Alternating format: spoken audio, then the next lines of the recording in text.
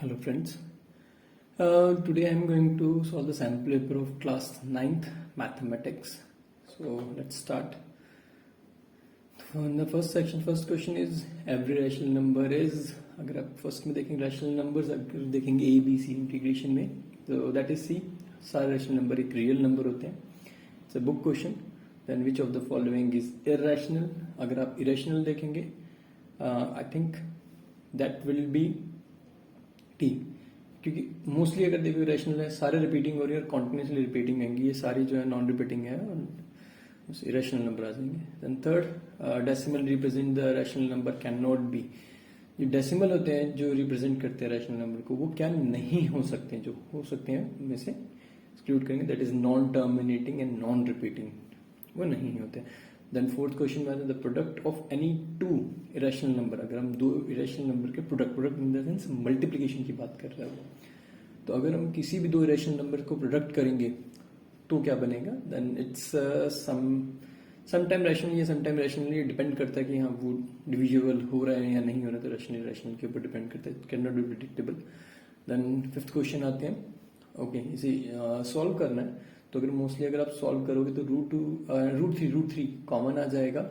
So it's C 1 and 3, 1 and 2 plus हो जाएगा, common निकाल के सॉल्व हो जाएगा. सिक्स क्वेश्चन है क्वाड्रेंट. हमारे जो अगर देखेंगे X and Y axis graph में बनता है क्वाड्रेंट होते हैं 4, तो माइनस माइनस दोनों अगर क्वाड्रेंट आप चेक करोगे दैट इज थर्ड पोर्शन. जो थर्ड पोर्शन होता है माइनस माइनस का, जो बिल्कुल नीचे लेफ्ट हैंड साइड में होगा, तो सॉरी नीचे होगा, यस लेफ्ट हैंड साइड में दोनों माइनस पोर्शन होती हैं. सेवंथ क्वेश्चन में जाएंगे तो सेवंथ क्वेश्चन में जो है abscissa and ordinates, obvious X axis and Y axis की बात कर रहा है एब्सिसा एंड ऑर्डिनेट्स, तो that will B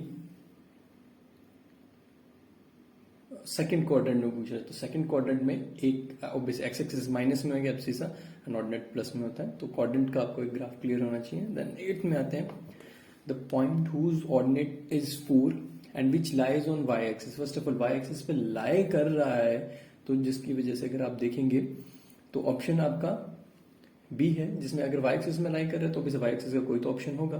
then axis zero होगी क्योंकि वो एक्स एक्सिस पे लाई नहीं कर रहा.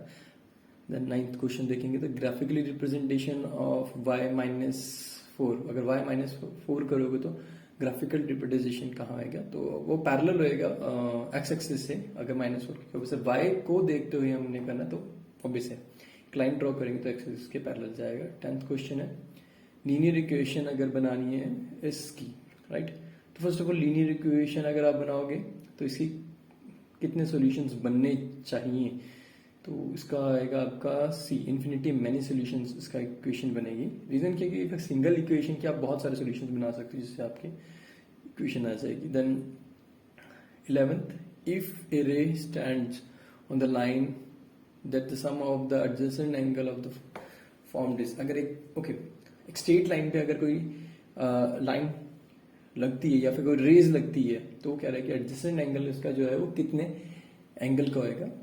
obviously that will be 180 degree. तो एक ray stand on the line segment the sum पूछ रहा है, तो ऑब्वियसली एक स्ट्रेट लाइन का सम 180 डिग्री आएगा.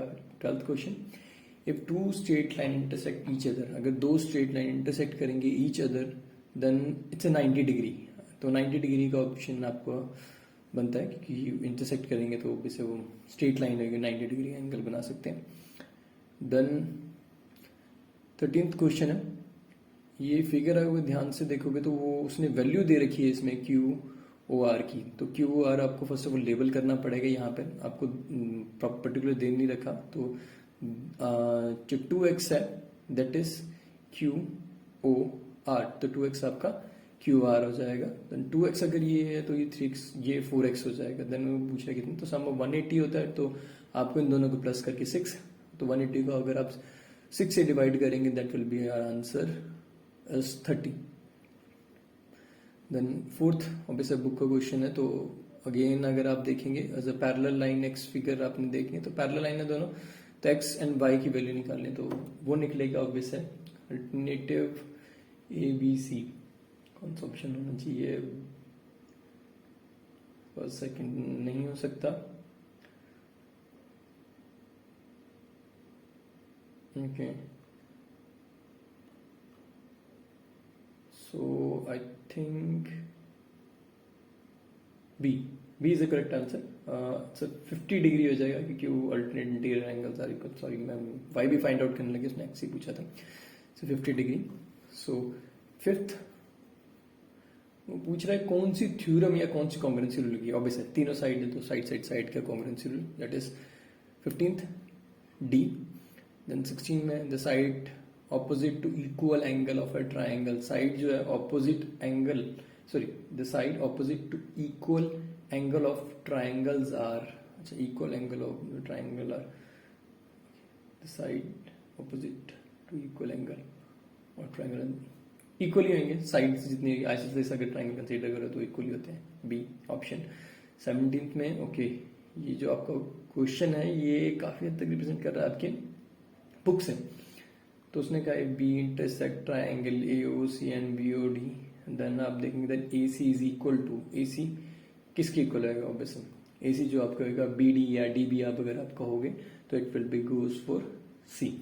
Then 18th question है the length of each side of equilateral triangle. Then 18th it's B 6 centimetre, क्योंकि इक्विलेटरल ट्राइंगल है तो साइड इक्वली 3 पार्ट में डिवाइडेड हो जाएगी.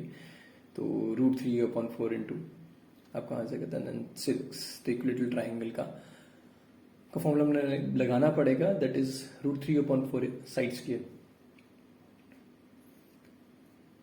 Then a traffic signal board school ahead is an equilateral triangle. तो अभी से इसमें 9th क्वेश्चन में आपको इक्विलेटरल ट्राइंगल का फॉर्मूला ही पूछ लिया, that is B √3/4a². 20th question देखेंगे. A range of data from this to this is the range data जो है इसमें, तो इसकी रेंज क्या है. इसमें आपका हाईएस्ट एंड जो लोएस्ट नंबर है उनमें से रेंज देखना पड़ेगा. तो 20th का आएगा आपका बी ऑप्शन, दैट इज 52. तो ये आप कैलकुलेट करोगे 9 है एंड इस नंबर इज 61. तो 961 माइनस 52 आ जाएगा आपका आंसर. देन ओके, इसे सॉल्व करना है, फाइंड द वैल्यू. तो अगर आप इसे सॉल्व करेंगे 21st question that will be goes for C. 1 answer आ जाएगा a² माइनस b² का formula a plus B. Then 22 में जाएंगे, the value of this, okay power formula है तो पावर फॉर्मूला करोगे तो फर्स्ट ऑफ ऑल 125 का 5 से क्यूब हो जाएगा. देन 22 का आंसर बन जाता है आपका बी. अच्छा 25 क्योंकि स्क्वायर रह जाएगा तो वो 5 दोबारा से स्क्वायर हो जाएगा. विच of the following is different from other. Okay, सब में से अगर देखेंगे दूसरे में से अलग कौन सा है, तो आई थिंक जो आपका 23rd का बनेगा 9, क्योंकि 9 का स्क्वायर होके 3 हो जाएगा, कोई रूट में नहीं रहेगा, बाकी सब में कुछ रूट में वैल्यू रहेगी. अगर 24th में आप देखेंगे 1/√7 दैट विल बी बी, क्योंकि रैशनलाइजेशन करोगे √7 ऊपर आ जाएगा, नीचे खत्म हो जाएगा. ओके, अगेन ग्राफ फॉर्मूला, तो पी एंड क्यू की कोऑर्डिनेट्स देखनी है. तो 25th में अगर कोऑर्डिनेट्स देखोगे that will B -1 and -2 C and 1 and 1 obviously C is the correct answer.